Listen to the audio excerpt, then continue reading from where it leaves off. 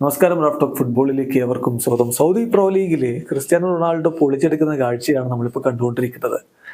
ഇന്നലെയും അദ്ദേഹം ഹാട്രിക് നേടി. ഹാട്രിക്കോടുകൂടി സൗദി പ്രോ ലീഗിലെ ഈ സീസണിലെ അദ്ദേഹത്തിൻ്റെ ഗോളടിയുടെ എണ്ണം നോക്കുക, 26 ഗോളുകളായിരിക്കുന്നു. വെറും 23 മത്സരങ്ങളിൽ നിന്നാണ് ഈ ഒരു നേട്ടത്തിലേക്ക് ക്രിസ്ത്യാനോ എത്തിയിട്ടുള്ളത് എന്ന കാര്യം കൂടി നമ്മൾ ശ്രദ്ധിക്കണം.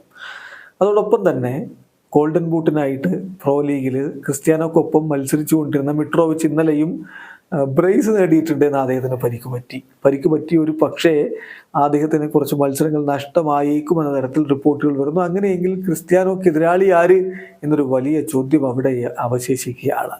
ഇപ്പം പ്രോ ലീഗിലെ ഗോളടിയുടെ കണക്കും നമ്മൾ എടുത്തു നോക്കുകയാണ്. ക്രിസ്ത്യാനോ 23 കളികൾ 26 ഗോളുകളും 9 അസിസ്റ്റുകളുമാണ് അദ്ദേഹം സ്വന്തമാക്കിയിട്ടുള്ളത്.